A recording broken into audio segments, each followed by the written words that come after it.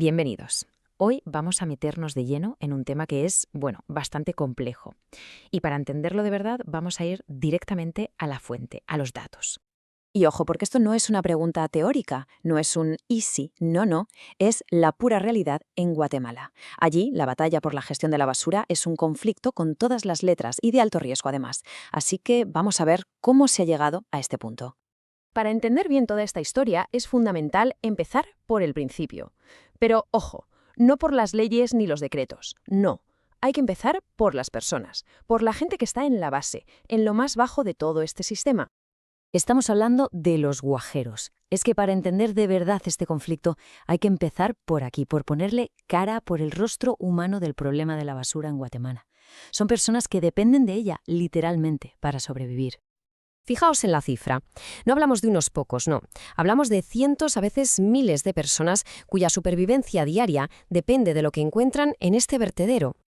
Claro, porque para ellos esto no es un trabajo cualquiera, ¿eh? Es una vida entera de marginación, con muy pocas opciones o directamente ninguna. Es un ciclo de pobreza y de riesgo constante del que es casi imposible salir. Vale, y ahora vamos a ver cómo esta realidad, esta base humana, se encaja en un sistema mucho más grande, mucho más poderoso, que al final es el que controla toda la industria.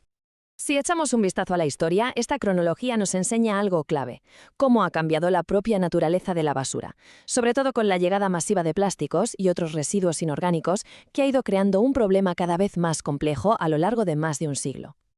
Y aquí está el quid de la cuestión. Este sistema informal no va solo de supervivencia para los de abajo. ¿Qué va? Es un negocio, pero un negocio increíblemente rentable para los que están arriba, en la cúpula. Y aquí es donde la cosa se pone, paradójica, porque como vemos, Guatemala tiene un montón de leyes oficiales, una red legal súper compleja, pero en la práctica, en la calle, el sistema informal va por libre, con sus propias reglas, completamente al margen de todo esto. ¿Y ese control cómo se mantiene?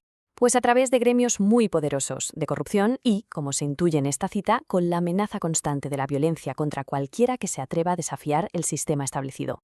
Y en medio de todo esto, con este sistema tan anclado, llega el gobierno e introduce un plan que busca un futuro pues radicalmente distinto.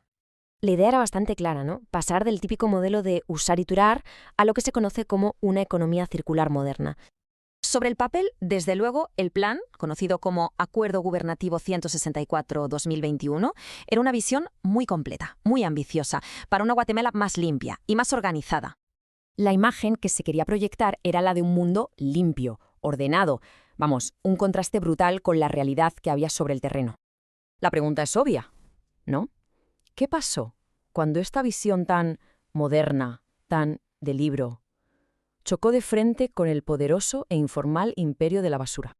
Es que la nueva ley, claro, era una amenaza directa al poder y sobre todo al bolsillo de los grupos que llevaban décadas controlando el negocio.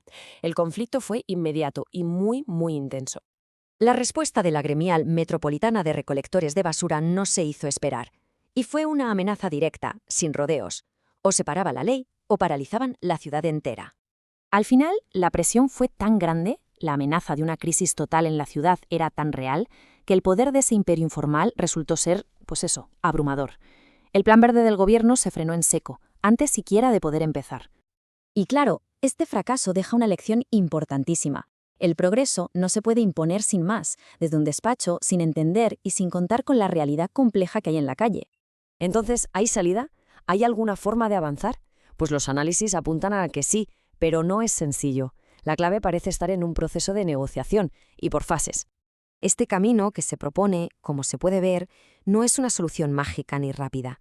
Es más bien una hoja de ruta, un proceso gradual de negociación, de integración y, al final, de transformación.